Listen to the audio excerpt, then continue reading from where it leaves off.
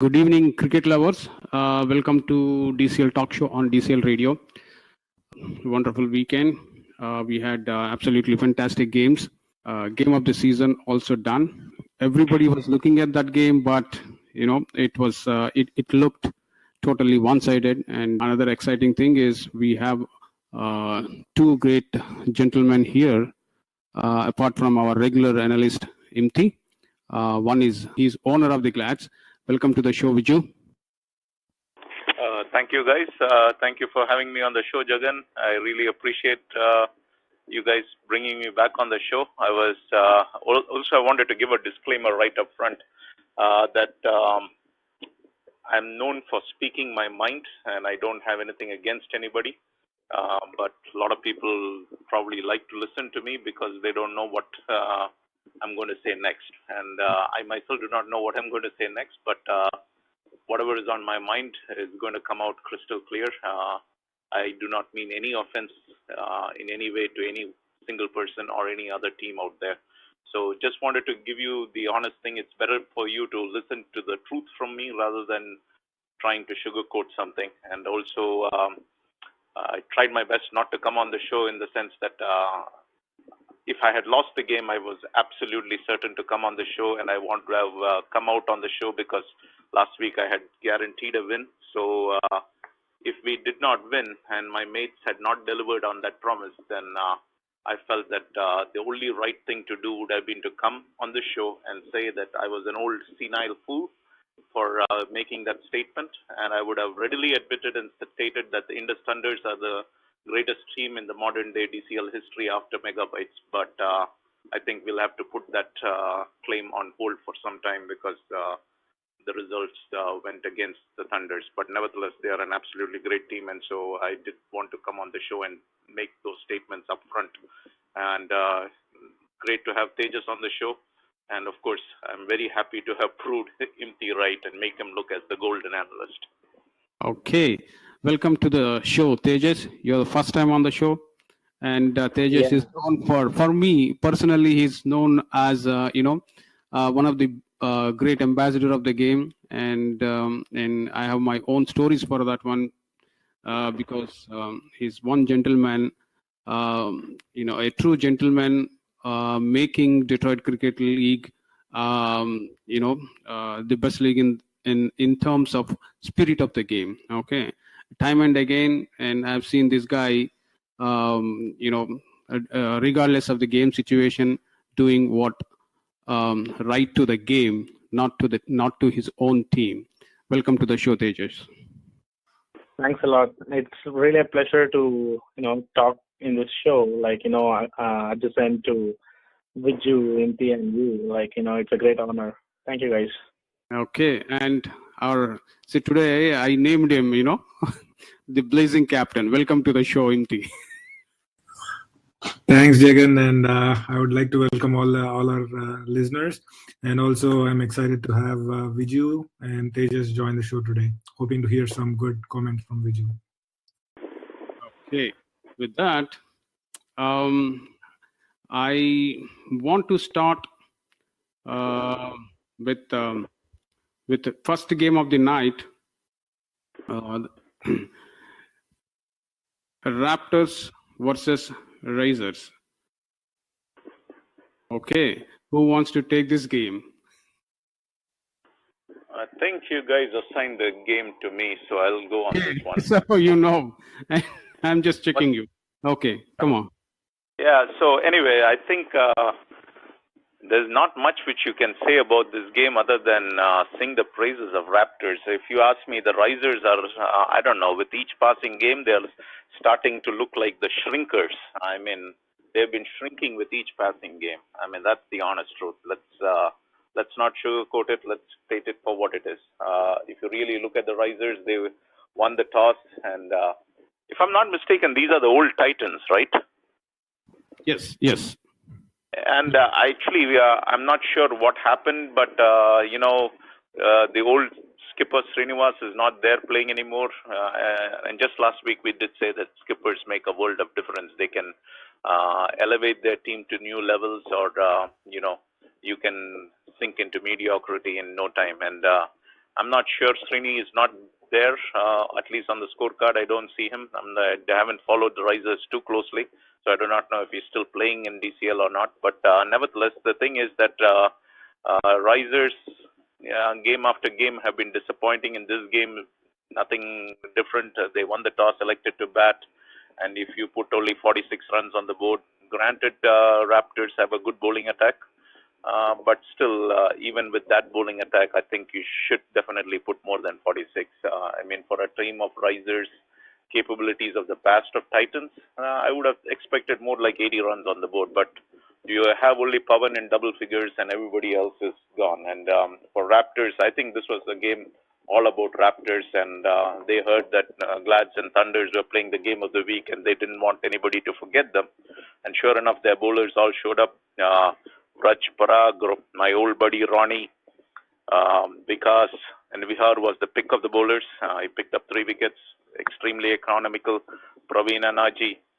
These guys were like, when there is blood in the water and you see sharks circling all around, these guys were just like sharks circling around, and they just basically demolished the Risers and made them into the shrinkers. And when it came to batting, I don't know, maybe Vraj Patel had a flight catch or something like that, but 2.3 overs, that's probably the DCL record. I mean, as far as I know, it is the DCL record. Based on my recollection, I've never seen a faster 50 ever scored in DCL, so all credit to Raptors.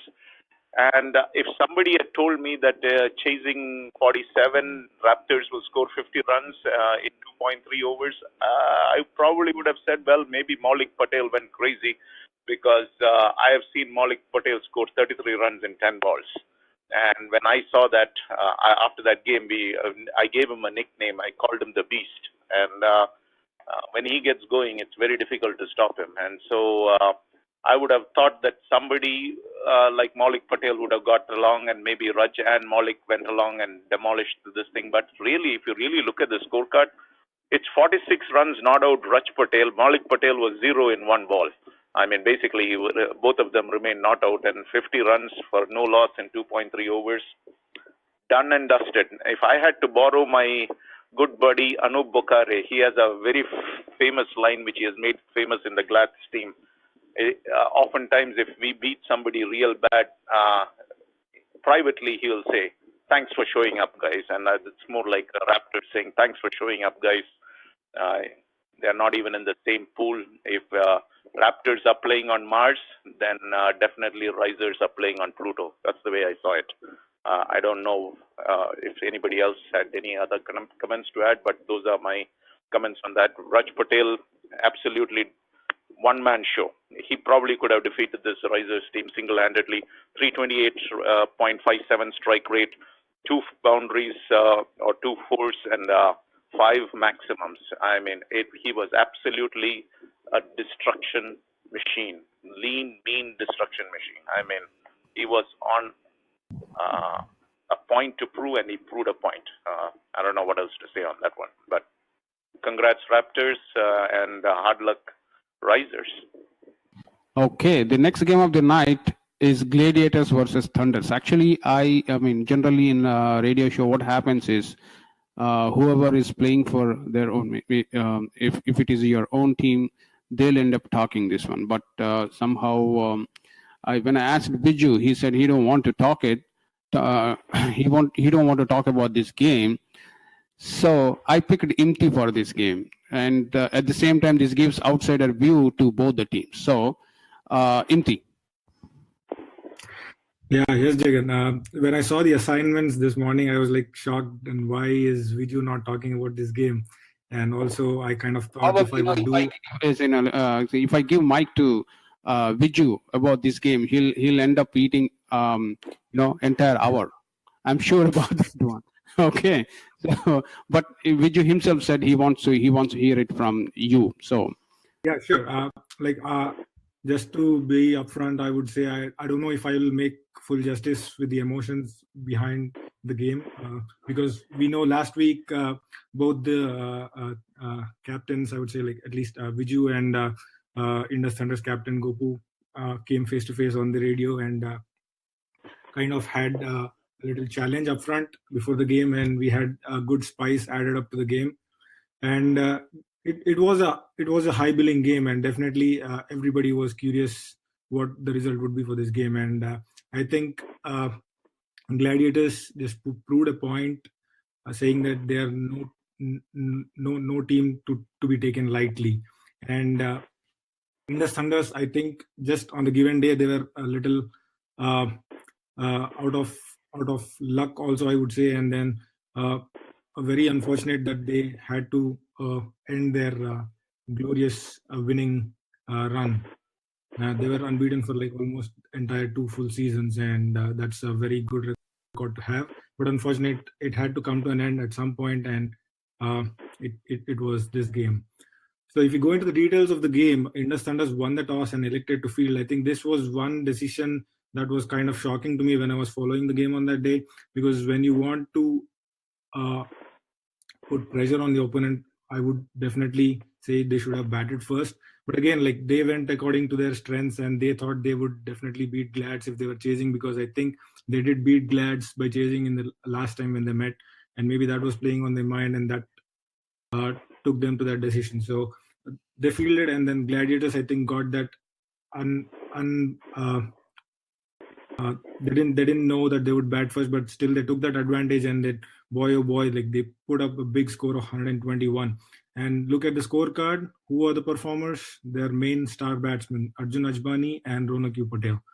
I think Arjun Ajbani just batting in his second game in the season, and he just started from where he left off in his first game, where he scored 62 runs. And coming back into this game, I think he played with an intent, and he wanted to stay there, score runs. And I see that in the scorecard, like 38 runs from 48 balls, and it was, and he got a run out. So I'm pretty sure if he stayed there for some more time, the score would have looked much different. And just to go more detail into the batting, I think they started off very carefully. Their openers, Aditya and Anup, steady opening partnership. They made sure that they didn't lose any early wickets. They went on to the 6th over, 27 runs, and that's when they lost the first wicket. And after that, Arjun Ajbani took over. Even though Glads lost a few wickets after that, then Ronak Patel got together with Arjun and put up that big partnership, and that helped them score those runs.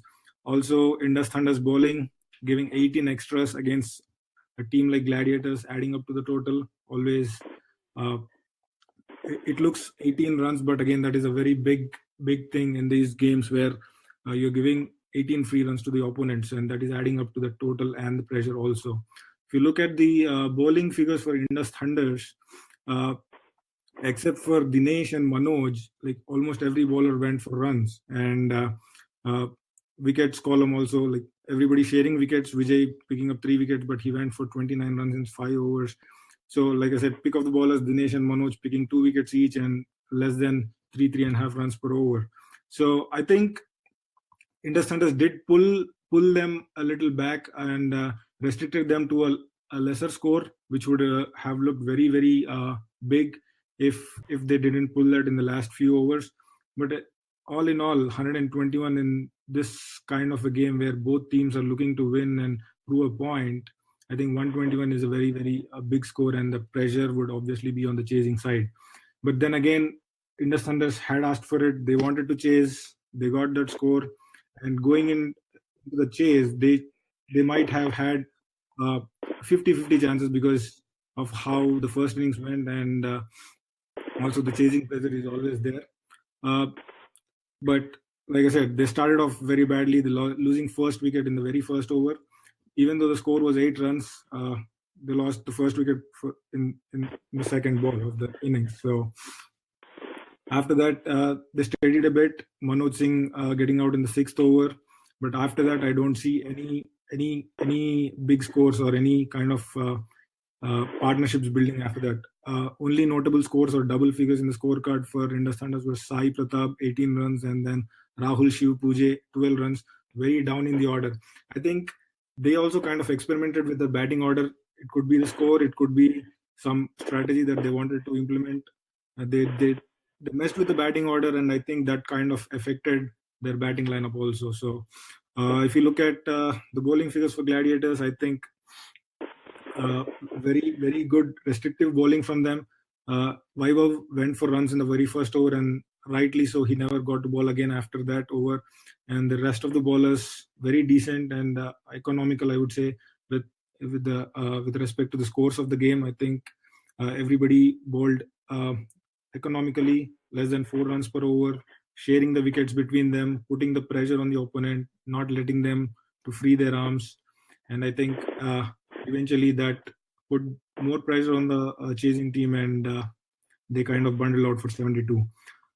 If you look at the scorecard, it looks like a one-sided game, but I'm pretty sure the intensity on the ground would have been very, very high, and a lot of intent towards the game, and they wanted to win. But unfortunately, Indus Thunders losing the game had a bad day in the field, and Gladiators got to prove a point, getting full 5 points. Okay, let's straight away get into that game with our rookie of the show. First time show. Okay, Teja. So, yeah, I mean, Strikers that's versus a good Mustangs. one. The rookie was a good one because whenever I am there as a rookie, Viju will be there, to back me up. Okay. So, Strikers versus Mustang. It was really a one-sided game. Like, Strikers always want to bat first if they win the toss. Normally they do that. And they did it was predicted that if they win the toss, they're going to bat again. So, Mustangs, I think they're doing it for the first time. Like, they're playing DCL for the first time with all new players. So, Strikers, they scored like 151 runs, like losing just 6 wickets. Opener, like, Farad and Nikhil, I've played against them and they're really good, and this gave a really good start for Strikers. 57 runs, that's a big platform. And in the middle order as well, like, Kishore, if you see Kishore, he scored 14 just off 17 balls, Kapil 25. So they were just striking at 100 runs, at a 100 strike rate. Like, that really gives a boost to any team if the middle order scores at that rate. So, and Aditya coming at 5th down, like playing a cameo of 31 of just 17 balls, playing 2 sixes and 2 fours. I mean, that's what the Strikers always wanted, like a great finish. And I think they got that from Aditya. And I was surprised to see the scoreboard because there was no extras, bowled. I don't know whether the scorecard was wrong or Mustangs bowled really well and they didn't give any easy runs of the, extras. But yeah, that's true that Mustangs bowled their heart out, but they eventually had to chase 151 runs. And I think in DCL, scoring 151 runs, it's like chasing 400 runs in a one-day international. So when you see the other side, I don't see any friction from any other batsman scoring that much runs. Kuldeep Tomar, he scored 20 valuable runs for them. The total score was 42 from their side when they were chasing 151. And Kuldeep scored half of the runs and they had 6 extras. So I don't know, the all other 9 batsmen didn't even score a single digit or 3 duckouts, and it was not their day, if you speak. Viraj and Aditya bowled again, well. Aditya had an all-round performance and troubled them a lot. And Gaurav and Ashwin finished the spell with 2 and 3 wickets. Strikers grabbed all 5 points. Basically, this match, they reached on top of the table. They're in 3rd position, and Kapil would be really happy with the team performance. So it was really one-sided game. So I don't know what to talk about it right now. Okay, the next game of the night is Tamil Pasanga versus GLCC. Viju, your thoughts? So my thoughts on this is, isn't the Tamil Pasange the guys who had the Arjun guy who hit a century this year? Yeah, the only century of the season, yes. Okay, and I think many of probably predicted that probably more than 1 century will happen this year, especially with the ball change. Surprisingly, we haven't had that. But nevertheless, I don't see that Arjun gentleman playing this game, and I'm sure Tamil Pasange were very excited at the beginning of the season with that century and things going their way. They were scoring a lot of runs and things like that, and then all of a sudden, all of a sudden you're running into the powerhouses, you see, and then when you run into the powerhouses, things are not exactly the same anymore. But basically, you're looking at Tamil Pasange winning the toss and electing to bat, and then I think Tamil Pasange faced DCL royalty. It's simple as that. Tamil Pasange, if I could borrow a quote from Julius Caesar, they came, they saw, and instead of conquering, they got conquered. That's the reality. And really, in the end, they ended up paying obeisance to the king. And as Anup Bukhare would say, GLCC ended up saying, "Thanks for showing up, guys." That's it. And Tamil Pasange was 65 for 10 in 22 overs. Really, Srivasthan was the only bright spot in double figures. But without Arjun, even with Arjun, they probably never had a chance against GLCC. But those heady days of floating in the clouds are probably all done. The reality is in DCL, experience counts, and GLCC is one of the most experienced teams. And they have been DCL royalty for a long, long time, and there is absolutely no reason why they were going to roll over for such a low total. They finished it off in less than 10 overs with Bala, Harish, Hitesh, and Abhishek all going into double figures. When it comes to GLCC bowling, really, Manish, Samish, Harish, all the issues got together. They had a party, and then Pradeep decided to join that party, and basically Tamil Pasange had no chance at all. According to me, Samish is one of the great GLCC bowlers and probably one of the great DCL bowlers of all time. And I understand that his pace has probably come down a lot, but the man is a very intelligent thinker. He knows exactly the right spots the ball should be pitched into. He makes that ball move, and he gets a lot of wickets. And if you don't believe me, go and look at the stats for the last several years. You'll find that he's always one of the leading wicket takers. And if you want to know what really somebody else thinks about you, you probably need to ask the comments of some of the well-respected captains. Rashid Malik, and I'm going to quote him publicly, and hopefully he doesn't mind. He had one comment to make after the Thunder's game was over. And he said, "Viju, I all along knew this season is going to come down to two teams and two teams alone.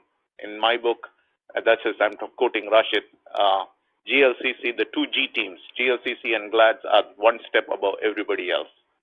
Now, I do not know about the Glads portion of it, but I do believe that Pool B is extremely loaded, and GLCC is unbeaten in Pool B. And I do believe that any talk of any Final Four or whatever it is, GLCC, you should put up probably overlooking GLCC, you're asking for trouble. I mean, they've been playing lights out, they've been playing smart DCL cricket, and they're on top of things. So once again, another game, they came, they saw, they conquered, they delivered all the goods, they checked all the boxes, bowling, batting, fielding, whatever it is you want to think about, getting the 5 points, they checked all the boxes. And for me, there was no surprise here. I'm sure everybody probably predicted GLCC to win, and they made sure that they remained one of the blue chip teams in DCL. So congrats GLCC, hard luck Tamil Pasange, but first year in DCL, so hopefully they'll come back stronger next year.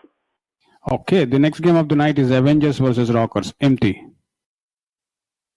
Yes, Jagan. Going into this game, this was more of a fight for the not to stay in the bottom of the pool kind of game, where Rockers having a on and off season, hot and cold season. They've won some very good games, surprising teams, but again, they're losing most of the games where they were expected to win. And the other side is Avengers, who haven't won a single game so far, even though the team is an old team. But I think all the players in the team are new, and it's kind of a new team that is still gelling together and still needs some footing and get used to the DCL. If you just go into the details of the game, Avengers won the toss and they elected to field, which is surprising. I would have expected them to bat first. But Rockers took full advantage of it, and they posted a very huge score of 148. Everybody in the batting order just chipped in, and it's a scorecard. When you look at it, like, everybody is into double figures, and it looks like a full scorecard. Everybody who went in contributed to the score, played played for a while, stayed there, scored runs, and then also extras adding up to the total. The highest scorer though, 27 runs of extras from Avengers bowlers not helping. The total score 148. Highest scorer for Rockers was Mohan Rangraj with 22 runs from 8 balls, which includes 2 sixers. And then if you look at the bowling figures for Avengers, not much to talk about. Pretty much everybody went for runs. Some wickets being shared among the bowlers, but pick of the bowlers was Devraj, who bowled 5 overs, 12 runs for 1 wicket. And then if you go into the second half of the game, I think it's the same batsman who scored the highest runs in Rockers' batting lineup picked up 4 wickets in the bowling, Mohan Rangraj. He was the pick of the bowlers, and if you look at the batting scorecard for Avengers, except for Devraj, again, like Devraj also was the performer who bowled well when they were bowling. Devraj scoring 26 runs, and then Shreyas Bowler 24 runs.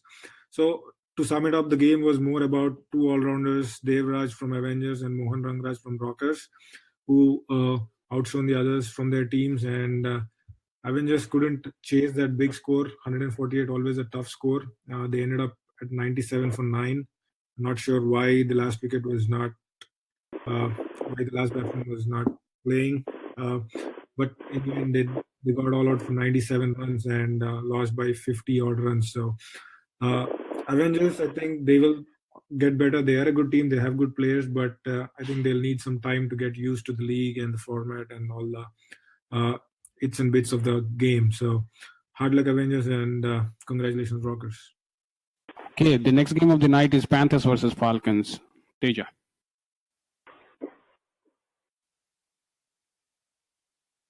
Teja, are you there? Yeah.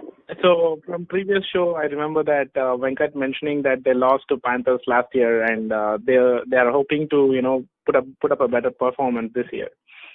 But I think it was sweet revenge for Falcons against Panthers. And Venkat is really happy, I believe. Falcons are like on second place in their pool, and as Viju told, it's like a really hard pool to play with. So guaranteed to play in the playoffs. So good luck to Falcons. Panthers won the toss, elected to field. Again, as Imthi told, like, I don't know why in the pressure games people are choosing to chase. Maybe in this ball they feel that it's easy to chase any score. Maybe that's the case. But Falcons scored 104 playing their full quota. And Panthers replied with 82 and lost all the wickets in 22.2 overs. Falcons won the game with the bonus point. So you can see that it's not easy to chase as well if you're over 100 with a good bowling attack like Falcons with all experienced player in it. And Falcons lost their first wicket for 20 runs, but Sai and Sudhir built a 33 runs partnership. That is basically what Falcons is known for. Having the stability in the team, taking single runs, singles and doubles and building the score. If you see the the scorecard, there is no big sixes or fours in the scorecard. It's just like ones and twos. Sainath is he's like a run machine. He just runs between the wickets like flash. And Raghu coming fourth down scored like 12 of 10 balls, and they put up a good score. It was a decent hand 4 score for Panthers. And Mahesh got rid of Falcon openers and took 3 wickets. I think he's a pick of the bowler right now. And Jay and Satya, with each 2 wickets, they bowled well. So coming to the Panthers side, I was expecting Rohit Gokhale to shine again. He's a really good human being. I really like him. The way he plays, he's a good striker of the ball. And Panthers are cruising with if the opener strikes, but if the opener doesn't strike, I think that's their weakness. I no offense, but if Panthers lose, their openers, they're vulnerable to lose the match. And I think in this match, it's evident too that Rahul, Satya, and Nikhil scored double digits, but there is no partnership at all, like not more than 10 runs or 12 runs. Raghu again coming back from good batting, gave 10 runs to valuable runs to his team. He got 3 wickets, and Sai and Venkateshwara took 2 wickets each. So Panthers unfortunately lost this game, because of they were losing wickets in regular interval. So I think Falcons were on top of the game from the start till the end. Like they knew what the script is and what the plan is, and they executed well, and they knew what the mistake was from last year, and they corrected it. I think they deserve to win. So, hard luck, Panthers, and congratulations, Falcons, on the game. Okay, the next game of the night is Brownstown versus TCA Knights. Viju, who else can explain about Brownstown other than Viju? Well, Brownstown, if you ask me, they're a champion team and led by one of the shrewdest scrippers in DCL. And actually, when I saw the scorecard on this one, I was very, very happy for all the old timers. I mean, whether it is me, Jagan, Vatnala, all these guys who have been playing with Brownstown and Rashid and Rehan for years together. It was nice to see this game because it was really the old guys doing all the scoring. Rehan Malik, 50. Rehan Malik always is a quick scorer, so usually it'll be a runner ball or pretty close to 80, 85, 90 run, 90 strike rate, and this game was no different. He went opening as he regularly, generally tends to do in the past when Brownstown has won championships. And he never looked back. I mean, he told me that it was a vintage song when I congratulated him on this 50. And I told him, what vintage are you talking about? I mean, you're looking to be in prime form and you're looking like in the prime of your career, not the twilight of your career, as Rehan made it out to be. But Kamran, he's probably older than Rehan. And this is the second or third game where he has absolutely shined with the bat and willed Brownstown to a victory. And then Rashid, I always feel that he always goes way too low, but this was about the right spot for Rashid Malik, where he batted in this inning, from where he can control the innings. He can play a very aggressive batting style, and he's also a batsman who can just lock it down and just hold one end up if that's what is needed. And sure enough, in this game, Brownstown firing on all cylinders in the batting department, 162 for 7 in 25 overs. And I think when it comes to TCA Knights, I honestly feel that between last season and this season, the difference all comes down probably to leadership. Last year, I felt that Ajay Reddy was very involved in DCL. He played pretty much every single game. He was trying his level best to become he was in the running for becoming the MVP of the DCL season. Lost out by probably a razor-thin margin to Sudhir Paka. But this season, he hasn't played that many games. Losing early games did not help. And once, you realize your team is kind of out of the playoff hunt, you kind of lose all the mojo and the desire to show up and put in a performance. And once again, TCA Knights this season has under-delivered. They probably overpromised, at least the analysts probably overpromised looking at TCA Knights, but in my opinion, they have under-delivered on their talent. They do have some good players, but at the end of the day, yes, TCA Knights did score 116 in reply. And for me, that's a warning sign for Brownstown more than anything else, because when you look at the Brownstown bowling, they are leaking runs. They are leaking runs by the buckets. It looks like their bucket is having holes in multiple points all across the bucket, and water is gushing out of these orifices left and right. And the fact that many of their players are probably 40 plus probably doesn't help it in the fielding department, because the bowlers probably don't get the same kind of support in terms of fielding. And this game, if you really look at it, once again, almost every single bowler went for more than 4 to 5 runs and over. Some of them even 7 runs. After Mujahid Ali went for 7.25 economy rate. I mean, he picked up 3 wickets, but you're giving 4 overs, 29 runs. That's a lot of runs. Mujahid was a guy who you probably could say 5 overs, 10 runs, 5 overs, 15 runs. Not anymore. These are going for big-time runs, and only Adil was the only bowler who really bowled well. But I thought for TCA Knights, they had a number of double figures: Tarun Vempati, Aman Mahipat, Pradeep Konda Reddy, Kiran, Ravi Shankar, Anil Bali Reddy, all of them double figures. So 116 was a very good show on the batting end, but they gave up too much on the bowling end, and that's where it came down to.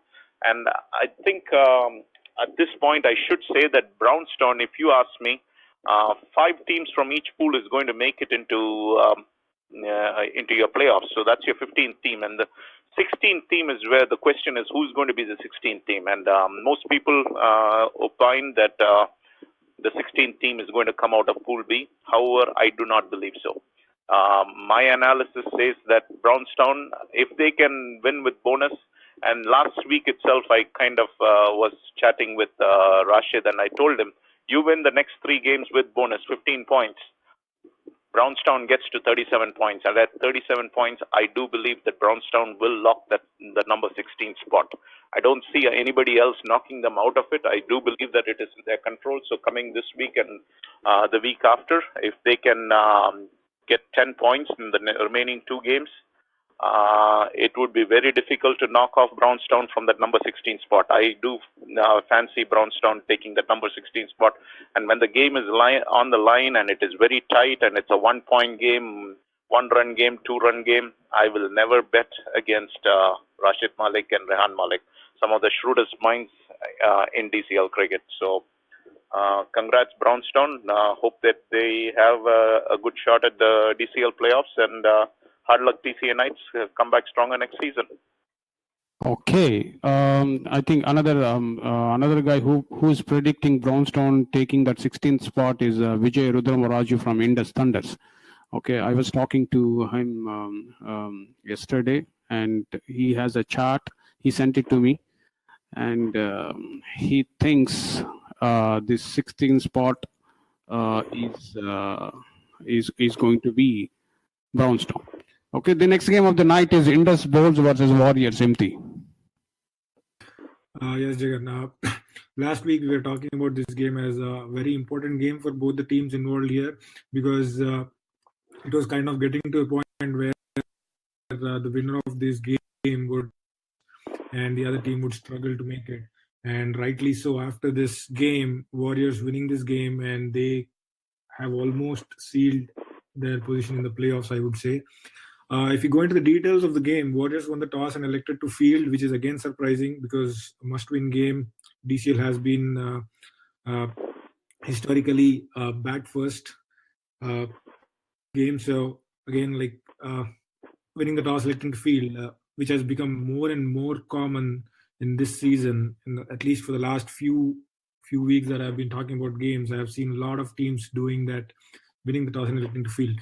So if you go in, Indus Bowls batting first, they scored decently. They got to 80 runs thanks to Karthik Reddy and Rajit Malik, 19 runs.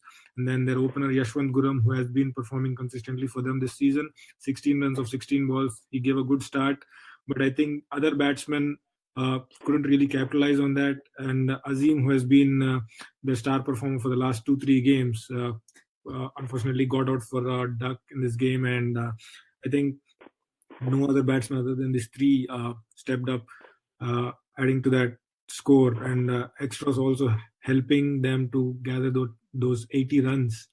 But I would say this was a very good bowling from Warriors, even though they don't have their main players like Jassi, Hemant, Bhargav, Jashwant. I don't see anybody playing this game, but still getting the opponent out for 80 is a very, very commendable effort, I would say. Pick of the bowlers, Vikas, 4 wickets for 10 runs in his 5 overs, and then well supported by other bowlers like Vatsal, Vishal, and Omkar, who have chipped in with wickets. Going into the second half of the game, I would definitely Warriors would have been confident, but again at the same time, like I said, this is not their full strength team, and it was kind of a must-win game for them. So that pressure might have added up. But even though without their stalwarts, their regular players, I think Warriors just crossed the line and won the game. They chased down the score for the loss of 7 wickets in 22.5 overs, thanks to Vishal, who scored those 17 valuable runs coming down the order. Because at one point, Akshat from Indus, he had a beautiful spell picking up 5 wickets, and he almost gave Indus Bowls a sniff at victory. But Vishal and Vatsal, that unbeaten partnership in the end for the 8th wicket made sure that they didn't lose any more wickets and cross the line. I think this game was neck to neck until a certain point, but again, that last wicket partnership made sure that Warriors crossed the line. Even though they did not get the bonus point, they made sure that they got the 4 points for the victory and advanced to the upper half of the pool and sitting at the second spot in Pool C right now, Warriors. So congrats, Warriors, and hard luck, Indus Bolt. I would say Indus Bolt still has a chance, but again, it kind of depends on other games also. So good luck to Indus Bolts, and hopefully they get a shot at playoffs. Okay. Indus Bolts is another team which a lot of people are predicting that they'll take 16th spot. The next game of the night is Canton 11 versus TCS Stallions. Teja.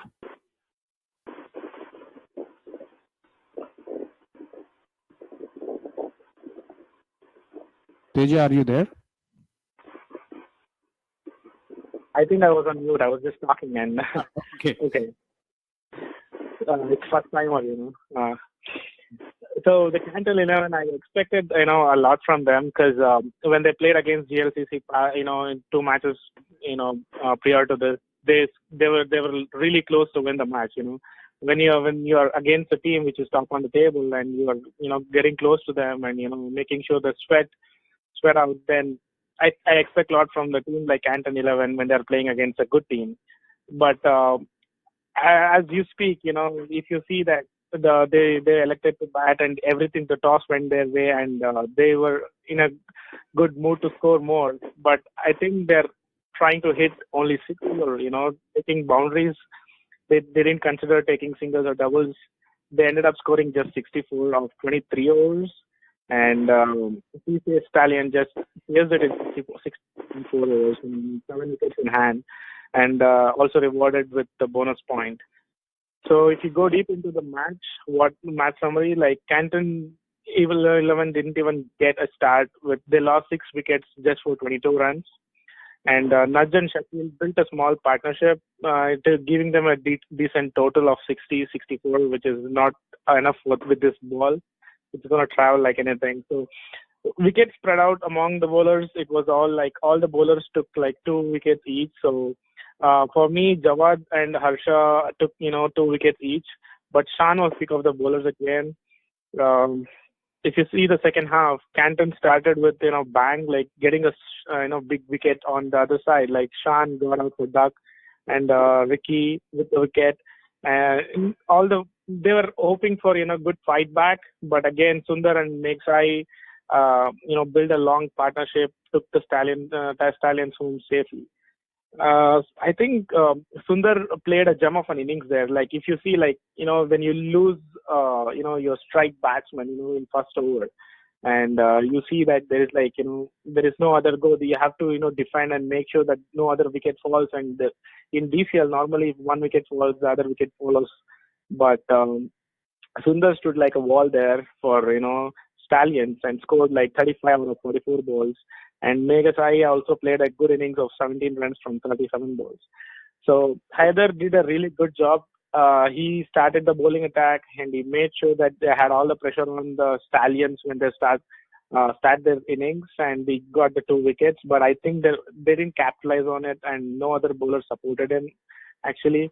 From this match, Canton 11 actually lost their chance of playing in playoff. If they had won this game with a bonus, they might have been a contenders for the 16th spot. But losing this, I think they themselves thrown out of the playoffs, and I think that's the end for them in the DCL. Hard luck for them, but I think Stallions are doing good. They're in the 3rd position right now in the Pool B, so they have won 6 out of 6 and 4. No, they have not lost a match in this season at all. Like there is no result on 4 matches, but that's how Stallions are playing right now. So unbeaten in the season and playing against a team, then you need to make sure that all the bullets are going on to the target. I think they missed it this time. So congrats, Stallions. Okay, the next game of the night is Southfield Super Kings versus Knockers. Viju. Well, another game where, again, on paper, nobody is picking against Knockers. I think pre-season, if you had asked almost any knowledgeable DCL person, they would have said Knockers is one of the 4 teams you have to put in the Final 4 in DCL. They have one of the best bowling attacks ever kind of a thing. After Megabytes went off the scene, I think Knockers was the next bullying powerhouse. But I think this season has been a reality check for them. Their bowling has not performed like their phenomenal standards of the past, and their batting has also been spotty. In patches, they have delivered great numbers in some games, and in some games, not so great. Even if you take this game, yes, they scored 116 for 8 in 25 overs, but really it came down to Puneet Honegowda. I mean, the man was an absolute beast. I mean, he was the man of the match. He took over the game and turned the game on its head. But if you took his 47 runs out of the equation, all of a sudden this game might have been a totally different game where you might have had Southfield Super Kings thinking that they have a chance to win the game. Now, of course, Deepak Giriyappa did not play this game. Clearly one of the best bowlers DCL has ever seen.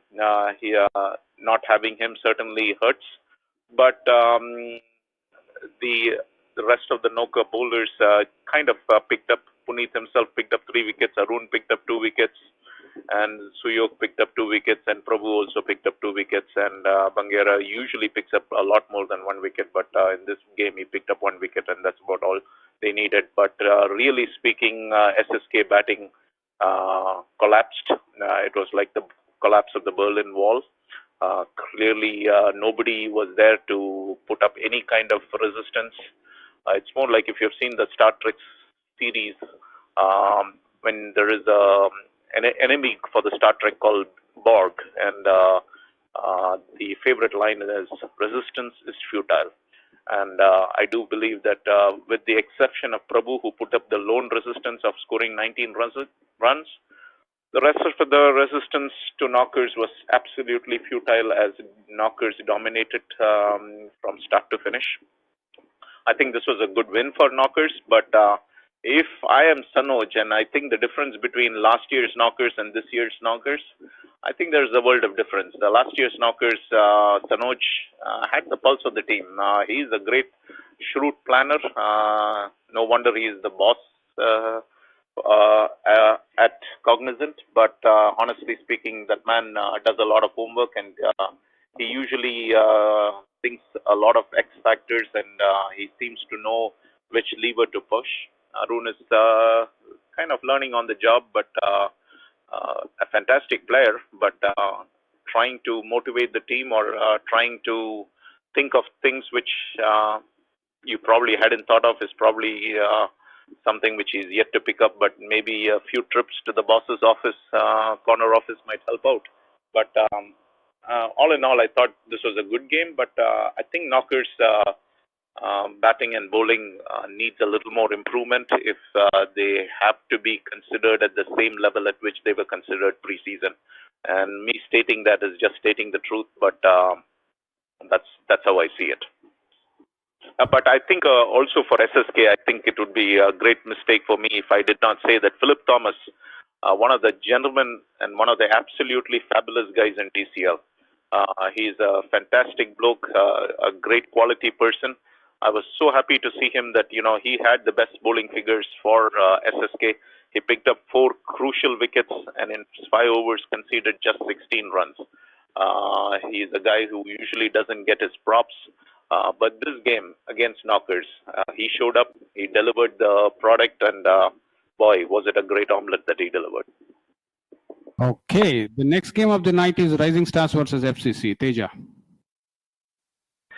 Yeah, I was waiting for this. So I'm the captain for this year, so I was hoping that we will win most of the matches, but it came down to, we are at the tight spot now. But my goal was, just to make sure that we get as much as runs possible within less overs to increase our run rate as well. The Rising Stars won the toss. Unfortunately, they elected to bat, so we were looking for getting them out by 40-50 runs. But eventually they scored 97 runs. They were par score by 40-50 runs again. So I was, I lost the way that we would score that in 21 hours or not. It was like a gamble for me at that point. But if you see that Limbagiri and Prashant played really well. They scored each 18 runs, and they gave a good score for them. Sujan is he was not at his best, but he had some fitness issue as well. He had a fall in a previous match, but he came back well. He in spite of all these injuries, he played well, and he took like 2 wickets for just 16 runs, and I was really happy for him.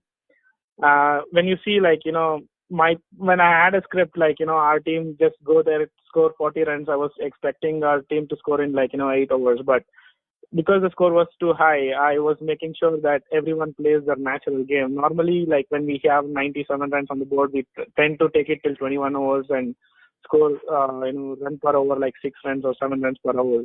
But I told my guys, no, we are going to kill or we'll go out of the tournament. So everyone had that intent, and everyone responded well for that as well.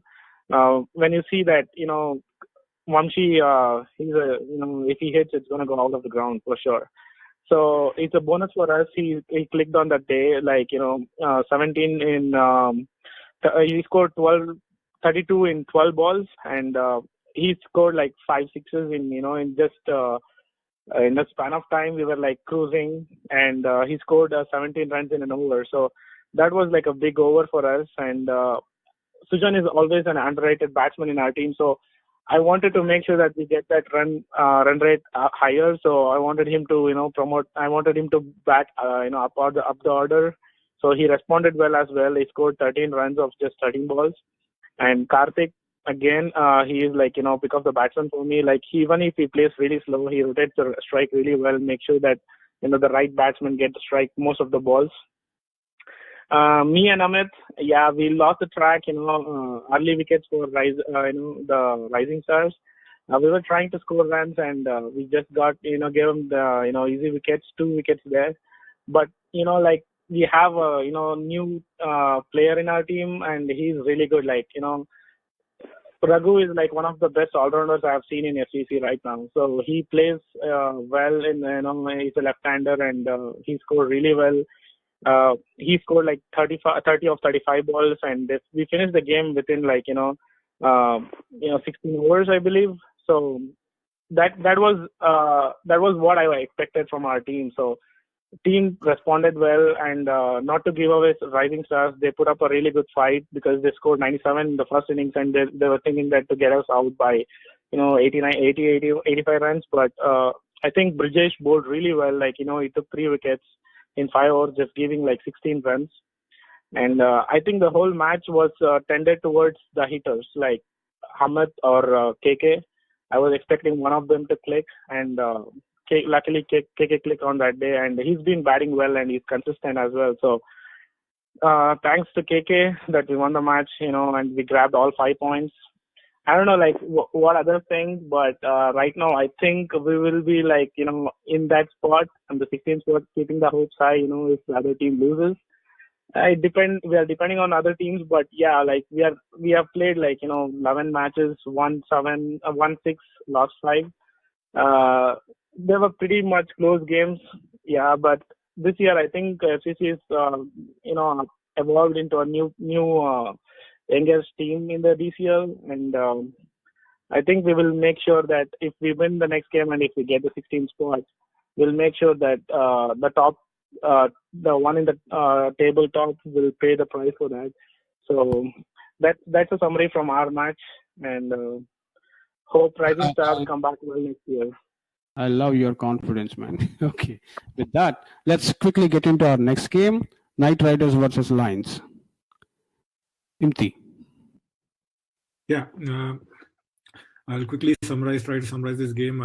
If anybody hasn't noticed about KRCC, they are a team to watch out this season, and I think you just have to look at the scorecard. They won this game chasing a big score of 111, thanks to their strong batting lineup and very good bowling performance, I would say. If you look in the details of the game, Lions, who batted first, thanks to KRCC winning the toss and electing to field again.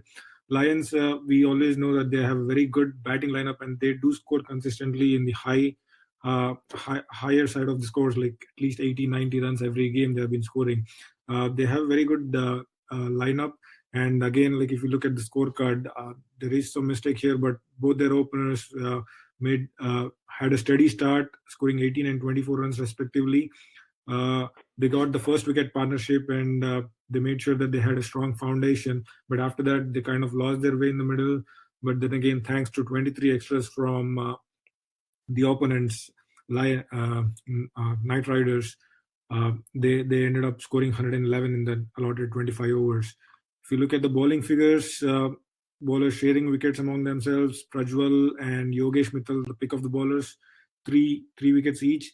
And they bowled well in patches, I would say, and couldn't restrict them for a lower score. But going halfway into the game, 111, KRCC would definitely a fancy their chances, because this season I think KRCC is one team which has been consistent in their batting and bowling as well. And they would definitely have the players that can chase down such a score. If you look at the batting scorecard for KRCC, chasing the 111 runs, I think they had good contributions from multiple players. Yogesh himself, top of the order, scoring 10 runs. Rohit, 11 runs. Then Santosh Kumar, 15. Ashish Kotni is the highest scorer, 27 runs of 43 balls. I think all in all, everybody put up decent partnerships among themselves and made sure that the run rate never got out of their reach, and they paced their innings well. And also 13 extras in their helping their cause. They ended up scoring the winning runs in the very last over for the loss of 8 wickets. But I think they made sure that they got the victory, and now I think are definitely placed in the top 5 for now. And I hope they will definitely go into the playoffs with one more game remaining. So congrats KRCC and hard luck Lions.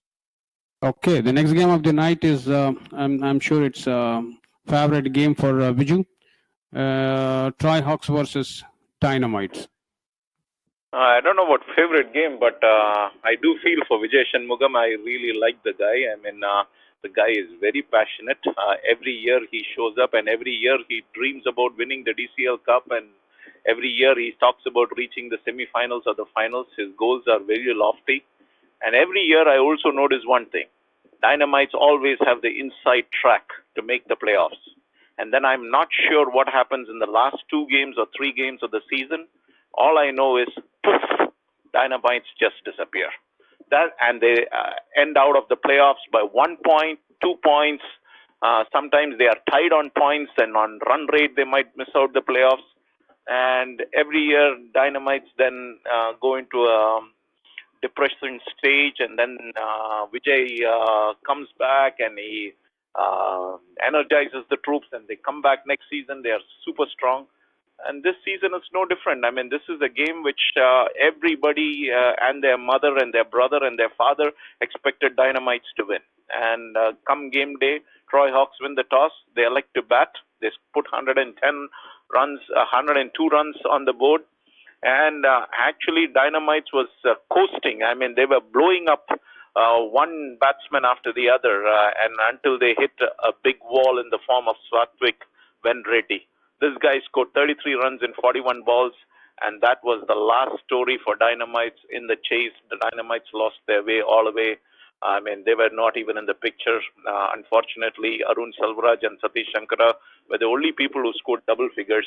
And I really think between Dynamites and some of the top teams, whether it is GLCC or if you take Knockers or if you take Indus Thunders or any of these guys, the difference is all those teams, the games they are supposed to win, they win, and they win convincingly and with big margins. And same thing with Falcons this year. The difference between Falcons last year and this year is every game which Falcons are supposed to win, or the 50-50 games, Vadnala makes sure that they win those games. That has a double effect. It pushes you up and it pushes your closest opposition down. And this was one game where if Dynamites had won this game, they had booked their spot in the playoffs.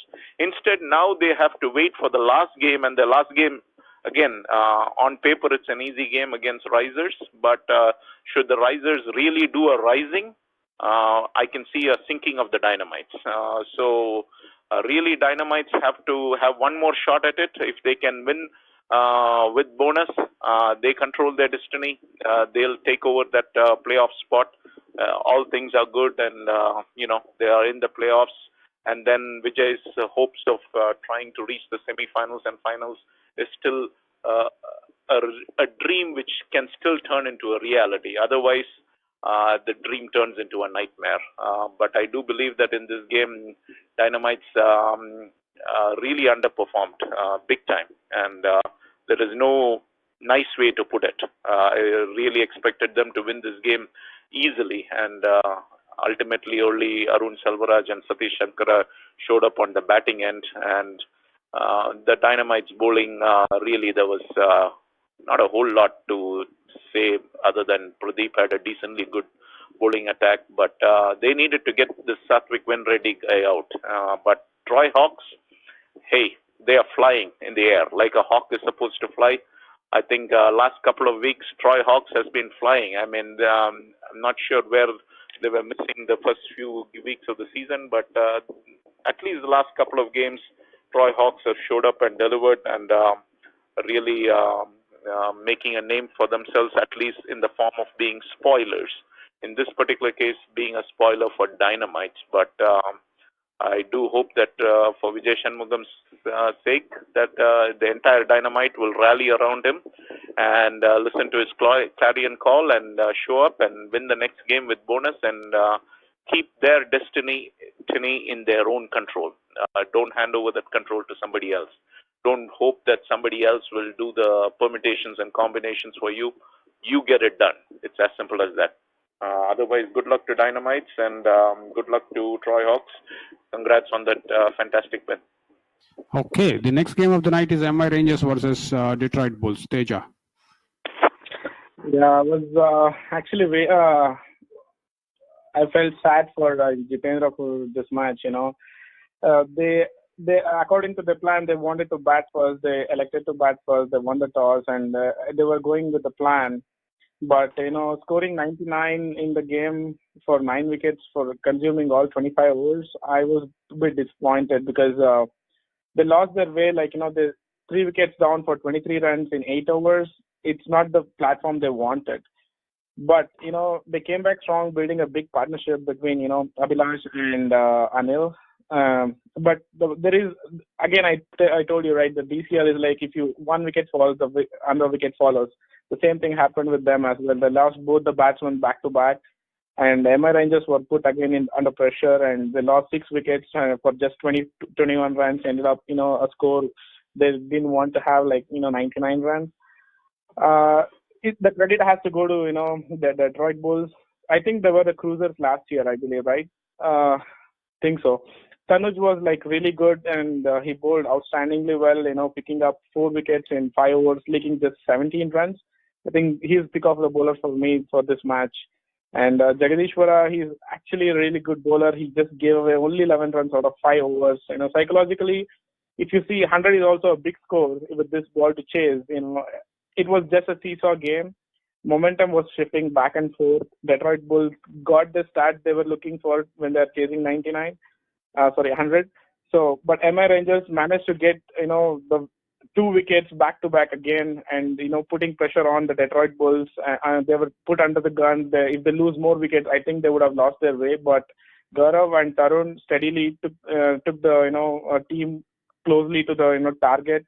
They got 20 runs on the board, bringing back the stability into the game. But again, they lost 2 wickets consecutively. The momentum shifted back to the MI Rangers. It was back and forth. They were pushing each other, and in 16th over, it was back and forth. But Neelakantan and Jagan were again took the Detroit Bulls to home. They scored 101 with losing just 4 wickets in 22.4 overs. I think they missed on that bonus point, but still that it was a really tight game. Jagan scored 21 of 21, and Neelakantan scored 15 of 17. I think that partnership sees the whole match. If you see Venkat on the MI side was pick of the bowlers. He took 2 wickets back to back, and Aditya and Sai took 1 each. That was not enough for MI Rangers. Sorry, this year, MI Rangers. Like, I think maybe next year you come back strong. And good luck to Detroit Bulls. I think both the teams are out of the playoffs right now. But this was a good game to watch if you're on the ground. It was like back and forth. So it was to see a good fight on the field. It's always a pleasure to watch. Oh, you think Detroit Bulls are out? I don't think Detroit are out. Detroit Bulls are in. I'm sorry if I have mistaken here. Yeah, see, they are at the fourth position now. Sorry. Yeah. Okay. So. They were. Okay. Sorry. That's fine. Okay, rookie mistake. The next game tonight is KCC versus Blazers. Imthi. Yeah. Going into this game, Blazers versus KCC. We as a team were a little wary of KCC before going into this game because the previous game they had beaten Gladiators and were like kind of team to watch out. But when we went into the ground, we came to know that the star of that game, Hemant, was not playing this game. So it was a total U-turn when we went into the field. Surprisingly, KCC, I don't think they had enough motivation when the captain was not there. They had to bring in like at least three new players that were playing their first game in this game, and that added to their woes in this game. They won the toss. They elected to bat, put up a decent show in batting, scrambled to 81, I would say, thanks to Satyajit, Soumya, and Sunil putting up some good scores when they were batting, and also thanks to some lazy fielding from Blazers and some dropped catches that they were able to score those 80 runs. If you look at the bowling figures, Shreyans has been doing very good for our team in the bowling department. Again, pick of the bowlers, 3 wickets in his 4 overs. And then rest other bowlers chipping in with wickets and sharing the workload there. Chasing 81, I think Blazers, we as a team were always confident with the way the batting has been this season for us so far. We were confident to chase this down. We did lose a few wickets trying to just both the openers got out, but then after that, Zishan and Hari just made sure that we didn't lose any more wickets, and they were kind of going neck to neck on who would end up scoring the highest runs in this game. So not much to talk about the bowling for KCC, but I think KCC definitely missed their captain and their star performer Hemant in this game. Like I said, KCC again a new team. They will definitely learn along the way and probably come back stronger next year. And thanks to this win, Blazers have confirmed their playoff spot.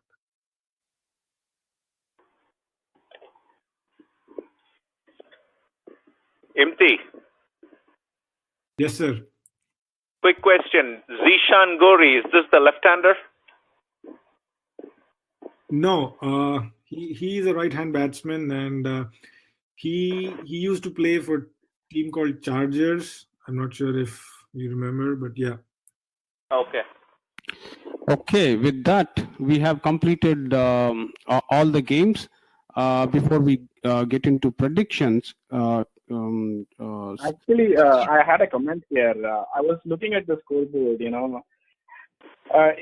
if theoretically, as Viju said, Brownstone win 2 games, they get 37, and Legend win their next game, and Detroit Bulls lose the game, then I think Detroit Bulls will be going for 6th position. Still they're in the playoffs. Okay. I think Viju was right there. Okay. And before we get into, did I miss any game? I got a message from Avinash saying that did you guys talk about Pokris versus Kites? Did I miss any game? I thought I covered all the games. Okay. Anyhow, we'll quickly get into our predictions. Before I do that one, I have a text from Legends captain Satish. He said it's nice show. Say my hi to all the analysts, Tejas, Viju, and Imthi. Okay. I say a hi back to Satish, and it is really wonderful to be on the show. And I think you have a record number of viewers, listeners listening today, right, Jagan? It's close to 500. Okay. It's all because of good appearances, guest appearances. Hey Jagan. Yeah. Hey Jagan, I think Pokeries versus Kites was a last week game. It's not this week. So I'm just sent another. why there was a Yeah, he just sent another text. That's fine. I know Avinash is playing too much cricket, so sometimes it is very difficult for him to pick. Okay, when he played which game? Okay, so let's quickly get into predictions. So the first game of the night is Pokeries versus Tamil Pasanga. I'm thinking 3-0 Pokeries. Any objections there? Actually, no objections there. The only thing which is, since Avinash is listening and he can probably, his skipper is also probably listening. If he's not listening, then Avinash needs to at least pass on this information to his skipper, which is that Pokeries is sitting at 27 points and they have 2 more games. So they are in the same category as Brownstown, except that they are in 2 different pools. And Brownstown gets to 37 and Pokeries gets to 37. That race for that 16th spot can become very interesting. But even then, I still stand by my original analysis, which is that Brownstone takes that last 16th spot, which is what Vijay Raju in his beautiful analysis to you also said. I agree with him 100%, but except that I made this analysis even last week itself. I told you, Jagan, Brownstone will take that last spot. But my point is that Pokeries and Brownstone are tied. Brownstone has the edge on the net run rate, so Brownstone will go through. So something for Pokeries think tank to think is, well, maybe the next 2 games they have to bat first if they win the toss and put up a big total and then try to bundle out your opposition for the least amount of runs. And I am very sure Brownstone is going to do exactly the same thing. They'll also look to bat first and try to get that 5 bonus points and try to boost up that NRR. Okay, the next game is Blues versus Dark Horses. Viju. Blues versus Dark Horses. I'm going to go with Dark Horses on that one. Okay. Imthi. I think Mahesh will hate me for this, but I think I'll pick Blues just backing on Srini. Okay. Teja. I think I'll go with Blues because they've been, fighting well this season and they've scored more than 100 in multiple matches. I would go with Blues as well. Okay. Brownstone versus MI Rangers. Viju. Brownstone versus MI Rangers. Brownstone all the way. Imthi. I'll bet against Brownstone. Imthi. Yeah, I'll go with Brownstone just for the fact that MI Rangers might be a little down after losing the playoff spot. Brownstone. Okay. Tejas. Having a soft corner towards MI Rangers, and also we wish that Brownstone, not grab the 16th spot. We would like to have that spot, so I would go with MI Rangers. Okay. That's a very poor reason, Tejas. Honestly, you're on this show as an analyst, not as right now what we want to be an analyst. Right now I would not go with analysis just to hope that Brownstone loses. Okay. The next game is Risers. Yeah, the next game is Risers versus Dynamites. I'm not asking Blazers here. I mean, Imthi here. Because his team is umpiring this game. So, Viju, Dynamites versus Risers. This is a very tough this thing. If I wish I was not in this situation, the track record for Vijay Shanmugam and Dynamites is not very good. But nevertheless, in my heart, I still think Dynamites have the superior talent. And hopefully Vijay Shanmugam, whatever effort he puts in at the beginning of the season to will Dynamites for about 9 games to put them in very strong positions, the real push he needs to do is right now. He needs to sit on top of the head of all these Dynamites players and ask them to give one last push and push the Risers into the bottom of the ocean. Simple as that. But I'll go with Dynamites. Okay. Imthi. Oh, Imthi cannot. Sorry. Blazers is umpiring this game.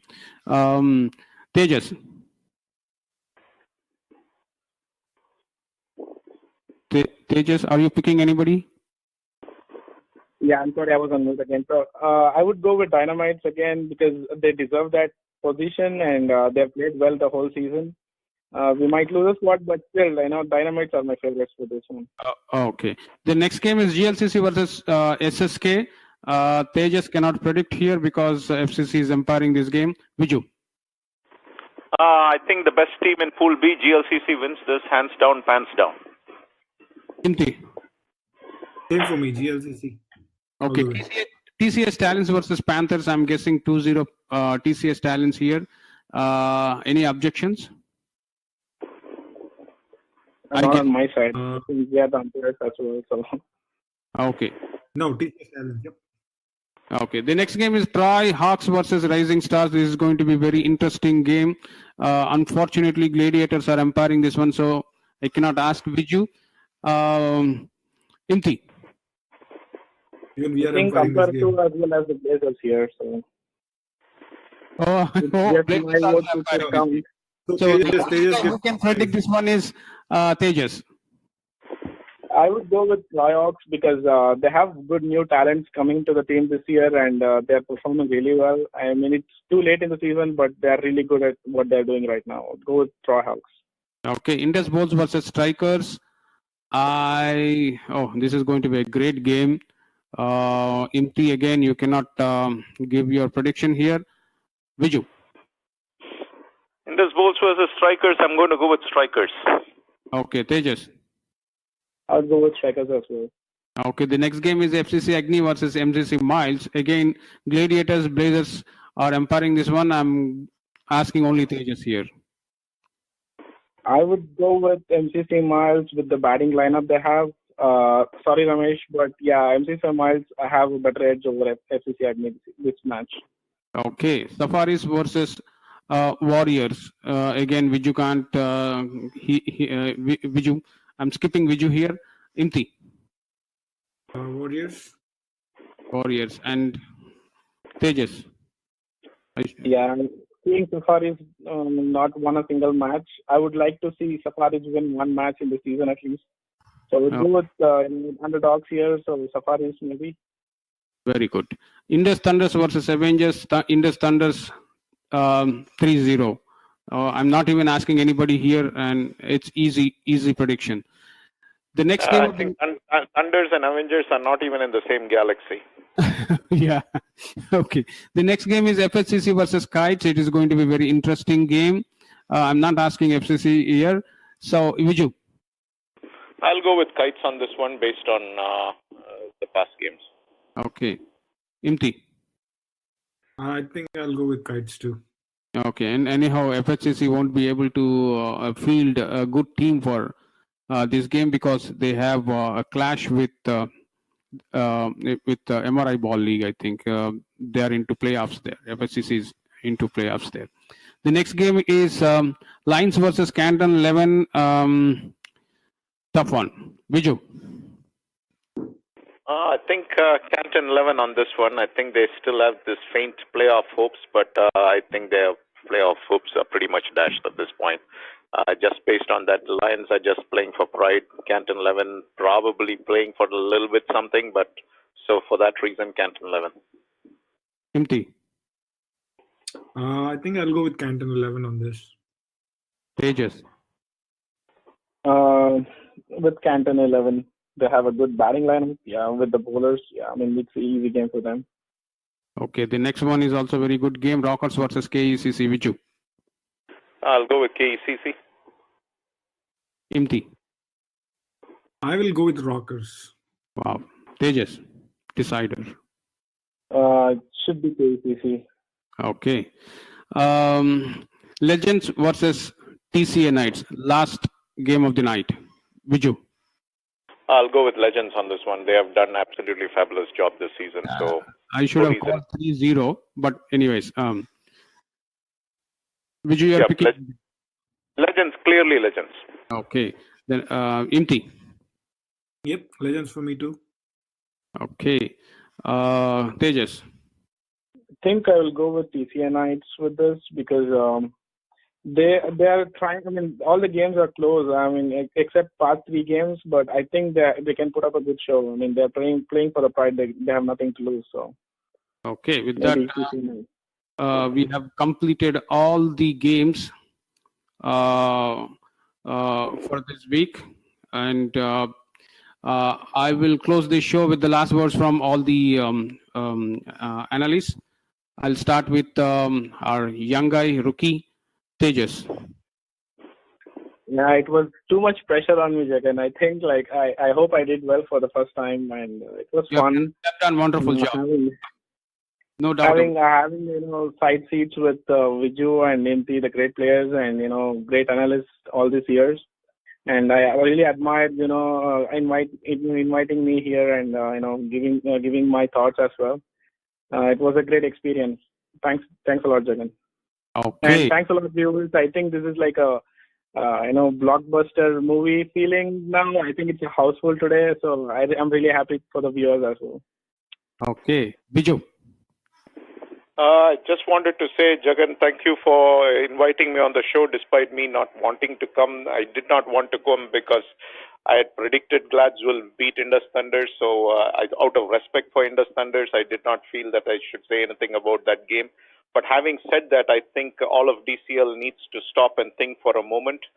Indus Thunders are a champion team for a reason. They went 15-0 last season, or actually 16-0 in the sense, if whichever way you want to look at it, but really undefeated last season. And then this season was undefeated until the Glads game. And really speaking, winning 23-24 games in a row, that is very, very difficult. If you ask anybody in the Glads team, you will see that all of them will say that what we like most about the Indus Thunders is the fact that they have such good chemistry. They may not have the top-notch talent like Raptors, but honestly speaking, they have fantastic team chemistry. I do not think any team in DCL comes close in terms of team chemistry. Maybe GLCC is a little bit, but few teams come to the same degree in terms of chemistry. And Gopu has done a fabulous job, and I've told this privately to Gopu, and I'll say this publicly too, which is that Indus Thunders are the champions only because of what their skipper is and what he brings to the table and the passion he brings to the table. So absolute respect for every one of them on the Indus Thunders team. I mean, in fact, chasing 122, I honestly, from my perspective, I felt that we needed to get Manoj Singh out as quickly as possible. Because last season, I do not know how many people remember this, but Manoj Singh gave a catch and Prasanna dropped that catch. And that was all she wrote, and Thunders went on to become the championship. And I just hope that we wouldn't drop a catch of Manoj Singh, because I know that he will make us pay. And he's a complete player, and you have Dinesh Pandeti there, who's a complete all-round player again.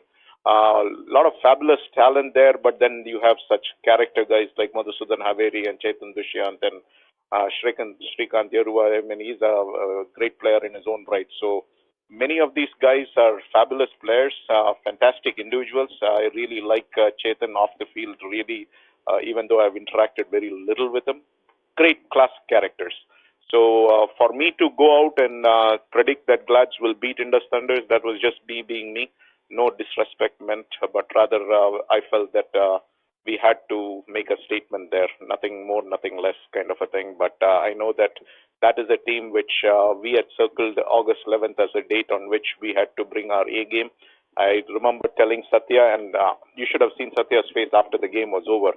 It was beaming from one year to the other year. I mean, the entire Glads team, we were so thrilled and privileged to have beaten them, but honestly speaking, you do not know the level of your competition until you go against a champion. And so we felt that for us it was a measuring stick to measure ourselves against them, and we felt that we cannot get that same kind of competition with anybody else. And for us to have won that game, I really feel very proud of our boys.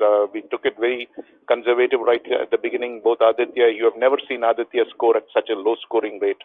But he batted for 14 overs and probably scored about 13 or 14 runs. But you will never see that innings ever again from Aditya. But for us, it was simple. Just preserve your wickets, stay there, try to get to 100, 110 runs, and then let our bowling take control. But absolute respect for that Indus Thunders team, and also for all of DCL for making today the biggest show ever, I guess, in terms of listener count. Thanks for tuning up. I hope you had a fantastic listening session, and I also thank you for the support and Thank you for allowing me to be a part of the show and allowing me to express my opinions as clearly and as precisely as I can.